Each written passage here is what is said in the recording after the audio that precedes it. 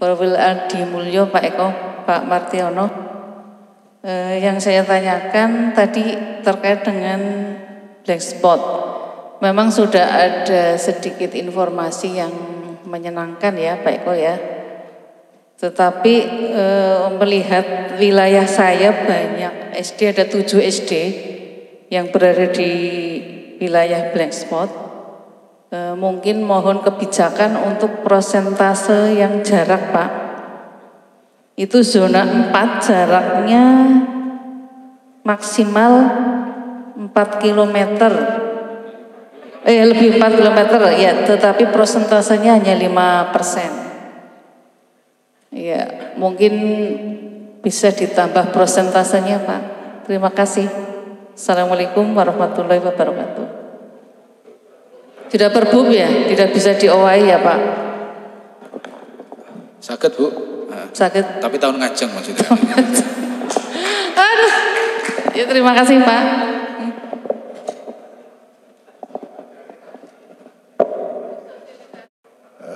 Mohon tanya Pak. Ini tadi di jalur perpindahan peserta didik, tadi disebutkan di situ hanya persetujuan kepala sekolah asal dan kepala sekolah yang dituju.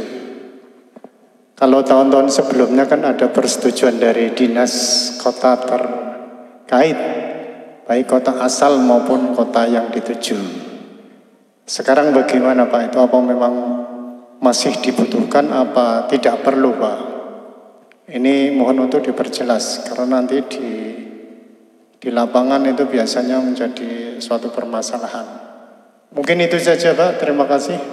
Kurang lebihnya mohon maaf. Assalamualaikum warahmatullahi wabarakatuh.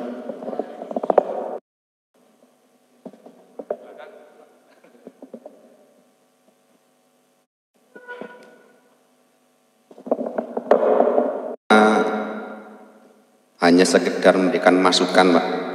Ini mumpung ketemu dengan Korwil dan juga teman-teman dari SD.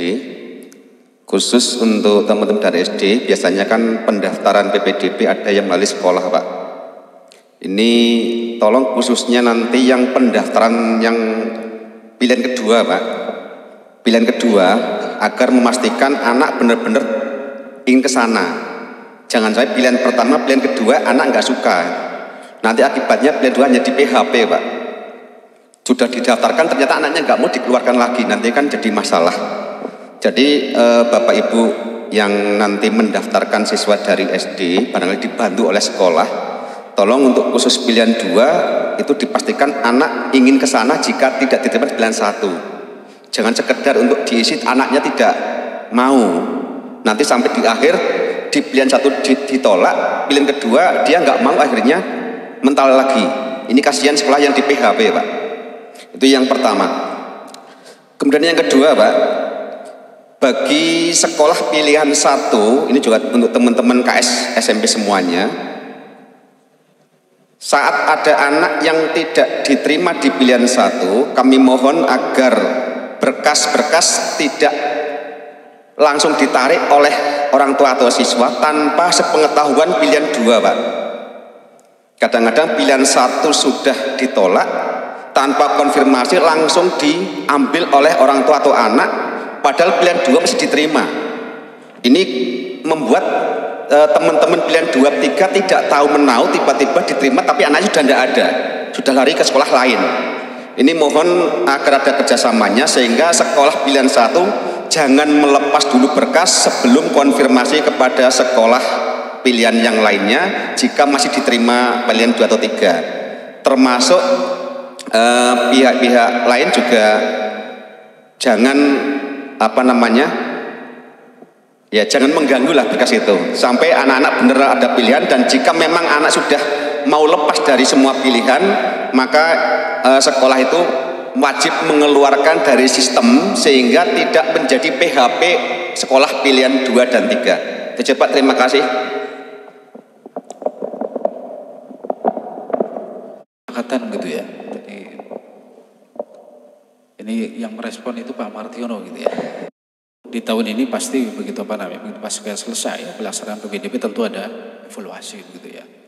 Jadi evaluasi, kemudian nanti dasar evaluasinya tentu dari proses awal sampai proses pelaksanaan itu bagaimana hasilnya tentu akan coba untuk ditelaah gitu ya. Kemudian dibahas secara bersama, terus bagaimana kemudian nanti menjadi kebijakan gitu ya. Ya maunya sih saya kira semuanya bisa diterima gitu ya. Semuanya bisa diterima. Harapan masyarakat itu kan semuanya bisa diterima orang tua siswa itu. Tapi tapi pada sisi kenyataan sih memang sekolah kita itu terbatas gitu ya, utamanya yang negeri gitu ya. Jadi kuotanya jelas, kalau kuota untuk negeri juga sudah jelas, kuotanya juga tidak tidak berubah begitu ya. Kuotanya jelas, sumbernya Dapodik, dan barangkali buat untuk teman-teman swasta juga bisa bahwa hanya kadang-kala ketika ketemu proses begitu ya, kadang-kala menjadi persoalan. Tapi harapannya tentu tidak ada persoalan ketika sudah menjadi barangkali pilihan 1 dan 2 dan 3 dan seterusnya begitu. Monggo Pak Martiono barangkali direspon. Win, saya akan memperjelas kenapa lahir perubahan zona Bu. Kemarin kita berdebat 3 tahun mencari format atas komplain saudara-saudara kita yang jauh di luar zona. Lalu muncul kesepakatan atau istilah zona itu diatur. Kalau kemarin itu berkat Kordindum kan tanggane, siki berkat dindum tanggane sing pedhek, tanggane rada adoh, tanggane sing wadoh. Dengan porsi 60, 25, 10 dan 5. Ini pasti akan berdampak, contoh di Kebumen Kota saja. Kalau tahun lalu yang tidak diterima itu mungkin daerah-daerah lebih dari 1 kilo otomatis tidak masuk dalam zona Kecamatan Kebumen, SMP Negeri Kebumen.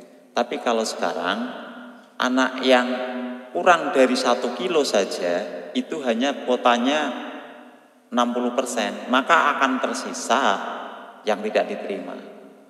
Jadi nek wingi kuwi sing tolong-tolong wong adoh ora kumanan berkat, sesuk sing tolong-tolong ki tangga cedhek Bu, sing adoh be kumanan berkat nyong ora dikunjung gitu. Artinya perubahan ini sebenarnya hanya mengubah porsi yang tadinya dekat menjadi porsi jauh. Tapi ini sama-sama beresiko akan mengakibatkan beberapa anak tetap tidak tertampung. Kalau kemarin yang jauh, sekarang yang dekat saja tidak tertampung. Itu secara resiko. Tapi secara persisnya berapa, apakah lebih kecil atau lebih besar, kami hipotesisnya belum tahu. Kita coba besok responnya seperti apa. Hanya ini saya sarankan ke teman-teman swasta dalam mencari promosi murid itu, kalau tahun kemarin itu langsung sasaran pelurunya itu sekolah sing adoh saka SMP negeri. Karena sing cedhek mesti ditampani. Tapi kalau sekarang sasaran tembaknya itu menjadi menyebar. Jauh ya ada yang enggak diterima, dekat ada yang enggak diterima. Maka ibaratnya teman-teman promosi itu menjadi dari dekat sampai jauh ada peluang. Kalau kemarin lebih banyak peluangnya di jauh. Ini kenapa direspon begitu? Adapun mungkin persentasenya baru 5%. Ya kemarin ini akumulasi 5, 10, 15, 60 guys melalui perdebatan hampir 2 minggu pas puasa urung buka-buka Pak. Tapi akhirnya jelas ini peluang dari itu. Tapi percayalah bahwa nanti kan ada jalur prestasi kalau memang yang jauh itu. Ini mempertegas saja Pak Eko. Jadi tetap usulan Bu Win ini dari Korwil Adimulya ya bisa dipertimbangkan untuk tahun depan. Untuk tahun ini sepertinya sudah tertutup. Kemudian yang kedua, untuk Pak Abdul Syukur, yang dimaksud mutasi itu sejak dulu pun tidak butuh Pak rekomendasi dari dinas. Yang penting 2 sekolah itu ada kursi dan semua ditarik ke Dapodik. Kecuali perpindahan siswa dari luar negeri. Sekolah luar negeri itu memang harus melalui rekomendasi kementerian. Tapi kalau sekolah dalam negeri dari Sabang sampai Merauke, asal sekolah yang dituju itu ada kursi dan yang mau pindah melepas, ya sudah, hanya langsung data ditarik, dapodik ditarik, pindah sekolah, rampung. Dan ini tidak hanya SMP dengan SMP, tapi juga dengan MTS, juga dengan tadi pendidikan kesetaraan, asal memang memenuhi persyaratan. Jadi saya rasa itu Pak. Jadi yang penting, yang sering terjadi, justru kami ingatkan, sering dilupakan itu kene wis ngecul dari dapodik, yang sana belum mengambil. Akhirnya anak ini ngawang-ngawang, tidak terdaftar di mana-mana. Ini masih kita temukan ada kadang seperti itu. Kalau memang sudah dilepas ya segera diambil. Ini ada komunikasi, ini dimanapun mutasi begitu Pak sekarang. Artinya hanya memang dua satuan pendidikan yang saling berkomunikasi. Itu untuk Pak Abdul Syukur. Kalau untuk Pak Pranoto, ini terima kasih sarannya Bapak. Ini lebih banyak saran saya rasa.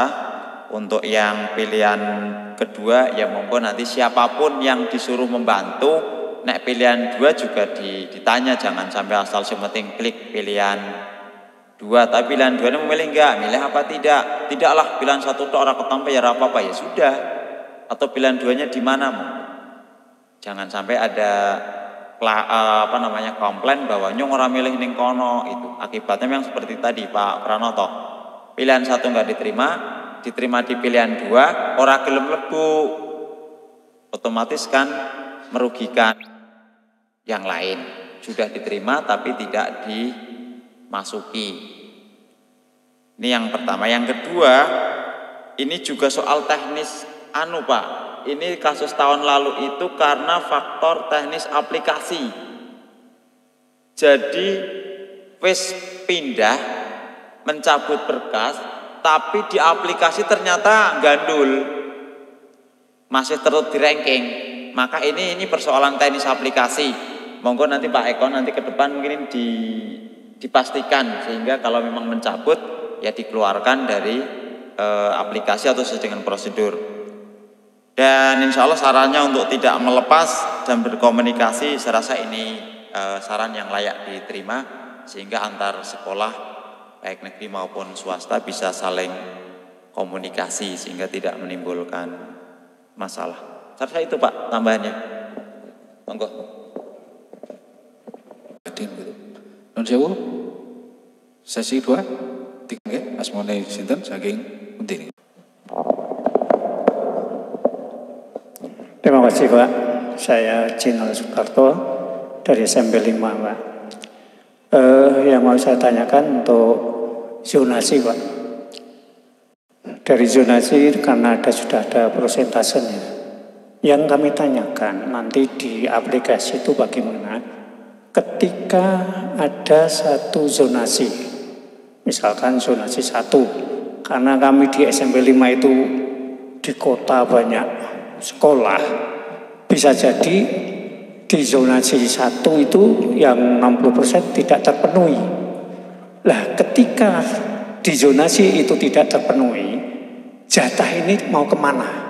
Apakah ke zonasi berikutnya ataukah masuk di prestasi?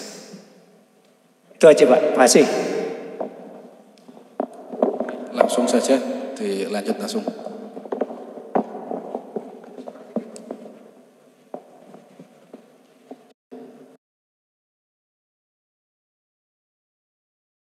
Saya Harwiyoko dari Korwil Karanggayam Pak.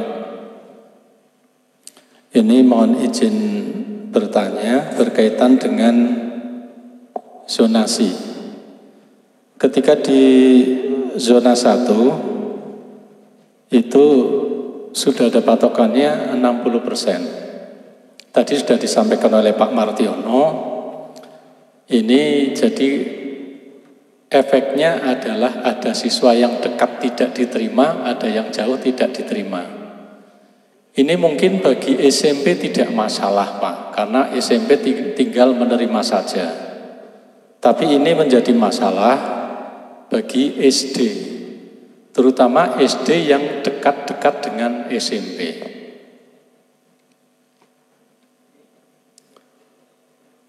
Ini misalnya SMP menerima siswa baru 92 SD, 92 siswa. 60%-nya adalah 115. 115 ini kalau dibagi 28 itu hanya berapa SD sudah penuh, Pak. Sudah penuh. Bahkan SD sekarang ada yang siswa kelas 6-nya lebih dari 30. Jadi hanya dikepung berapa SD terdekat saja sudah terpenuhi. Tetapi karena dipatok 60%, sehingga justru SD-SD terdekat ini bisa tidak diterima. Kayak gitu. Ini justru menurut saya kebijakan ini bisa menjadi masalah baru. Kalau dulu berdasarkan permen zonasi berdasarkan jarak, memang logis ketika jauh itu tidak diterima. Tapi ketika sekarang zonasi kok justru yang dekat tidak diterima, ini menurut saya menjadi masalah baru. Ini mohon pencerahan apakah kebijakan zona 1 ini sesuai dengan Permendikbud. Kiranya demikian, terima kasih. Salam.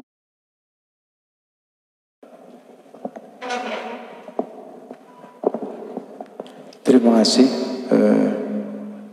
Nama Suparsino Korwil Gombong, menyampaikan apa yang tadi disampaikan oleh rekan Kepala Sekolah SMP bahwa ternyata di SD PPDB-nya lebih ribet karena 2 PPDB.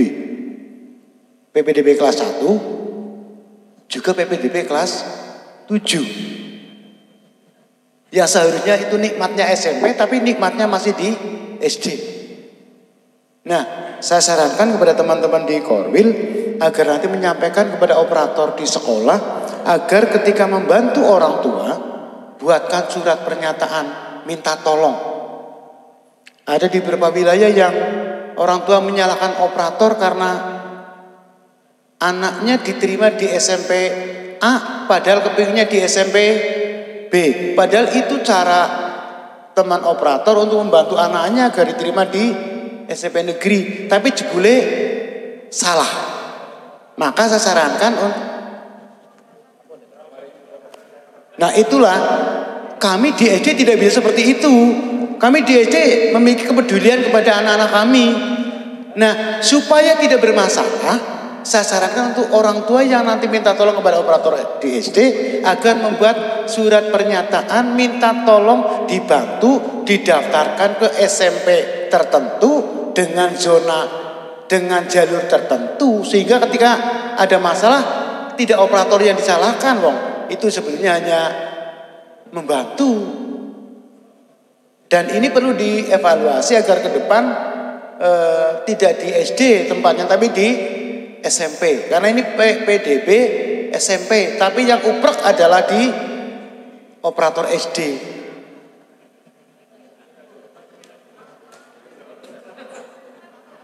Sehingga mohon untuk dievaluasi. Terima kasih, kurang lebihnya mohon maaf. Assalamualaikum warahmatullahi wabarakatuh. Jadi ada 3 tadi ya. Ini barangkali direspon Pak Martino dulu. Monggo Pak Martino. Baik.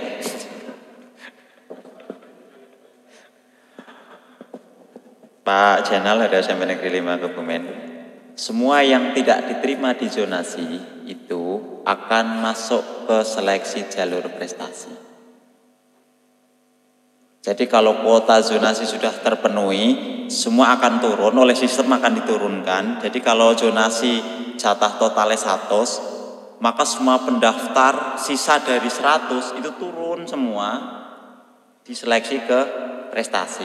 Termasuk sisa kuota afirmasi, sisa kuota perpindahan orang tua, itu pun akan di-ranking dengan menggunakan jalur prestasi. Apapun prestasinya, jangan berpikir kalau prestasi itu harus ada piagam. Apapun prestasinya, jadi nilai raport, nilai ijazah itu sudah diatur di sana oleh sistem, termasuk nilai raport mutu sekolah SD atau SMP itu sudah di sistem. Jadi istilah mengubah image di otak kita bahwa jalur prestasi bukan hanya untuk anak-anak yang mempunyai sertifikat, hanya itu menjadi poin lebih di jalur prestasi. Terus apakah yang punya sertifikat itu harus dizonasi? Iya, karena jalur prestasi itu tidak ada pintunya. Jadi nanti ketika kita klik orang mau daftar, jalur prestasi itu gak muncul sebagai alternatif, karena jalur otomatis ketika jalur itu terpenuhi sudah penuhi. Itu menjawab pertanyaan Pak Jainal 1. Jadi langsung diseleksi dengan jalur prestasi, Pak. Semua sisa kuota, baik sisa lebih karena kuotanya sudah terpenuhi maupun sisa kurang karena tidak ada yang daftar, itu diberikan ke prestasi otomatis oleh sistem.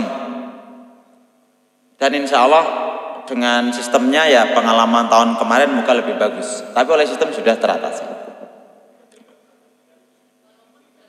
Paling pilihan prestasinya nanti itu disuruh milih prestasi mungkin bahasanya kemarin di sistem gini, seandainya tidak diterima di jalur yang saya pilih, saya akan memilih prestasi di SMP mana, apakah di SMP pilihan 1 atau di SMP pilihan 2. Ini yang nanti ada penuntun, Pak, ada arahan untuk menghindari tadi apa yang disampaikan oleh Pak Marsiono tadi.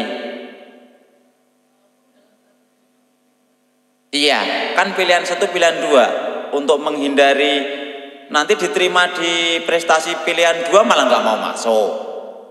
Maka diberi kewenangan murid itu di aplikasi ada pernyataan begitu kurang lebihnya. Apabila tidak diterima pada jalur yang dipilih, maka akan mengikuti jalur prestasi di mana, mau di sekolah pilihan 1 atau pilihan 2. Jadi ada peluang-peluang itu, tapi secara teknis aplikasi nanti akan di launching sehingga operator lebih memahami, tapi sudah dibangun aturan begitu. Dan ini sekaligus menjawab pertanyaan Pak Haryoko. Insya Allah kalau itu yang terjadi di SMP bukan pusat kota, itu dia akan tertampung nanti di prestasinya, Pak.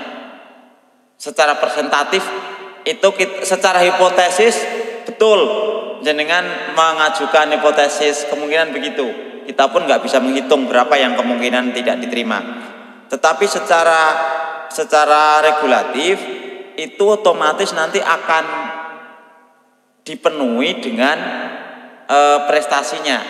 Kalau di SMP yang memang radiusnya dan jumlah SD-nya itu tidak terlalu banyak.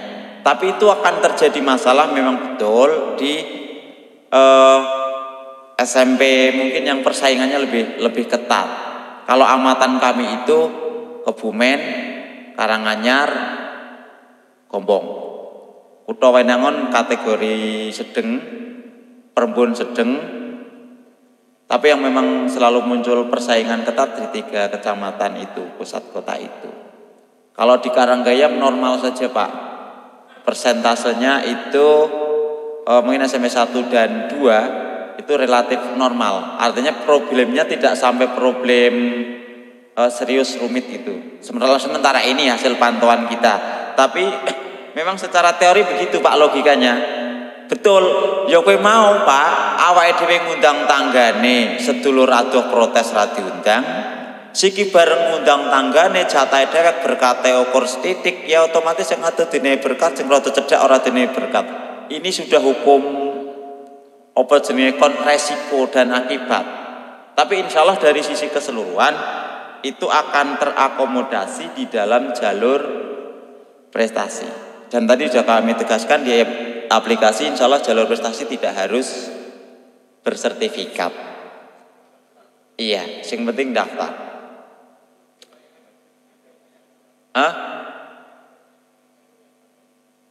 Nah, saya ngene karo MTS wong sudah bertetangga sebelah ya jaga hubungan baik saja lah. Ya. Ke persoalan yang disampaikan oleh Pak Tarsina bahwa kelas 1 dan kelas 6 mungkin ke depan ini sudah mulai kita pikirkan Pak, karena saya ingat betul keputusan kenapa operator atau SD membantu itu karena kan awal online PPDB ini marga masyarakat kita literasi digitalnya belum bagus.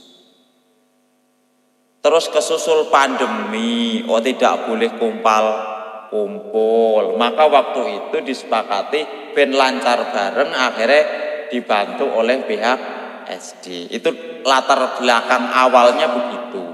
Dene kok nanti kondisi mungkin sudah normal, masyarakat kita digitalnya sudah lebih bagus, mungkin sudah nggak butuh lagi bantuan untuk digitalisasi. Karo ngeliwet ya daftar ke bocahe, karo belanja ning pasar ya daftar PPDB. Itu kalau sudah literasi. Tapi ini dua latar belakang ini Pak. Maka ya mohon maaf kalau mungkin masih memberatkan di SD atau MI. Tetapi untuk di SMP juga sebenarnya sangat sudah siap Pak. Artinya kalau mungkin itu sudah menyediakan fasilitas kalau memang ada yang membutuhkan bantuan ke SMP. Ini kan wong kan senengnya yang njaluk bantuan ya sing penak kan Pak. Sing pedhek kan. Ning wis njaluk ngedere rapas yo ngomehi Pak gitu lah. Ini yang jadi masalah ya. Maka mohon ya semoga saja operator SD pahalanya lebih besar lah, diterima di sisinya. Wis ngrewangi ora sesuai harapan dipaido kan melasi gitu loh. Tapi ini ya insya Allah semakin hari kan enggak Pak. Ini kan hanya faktor tadi literasi digital.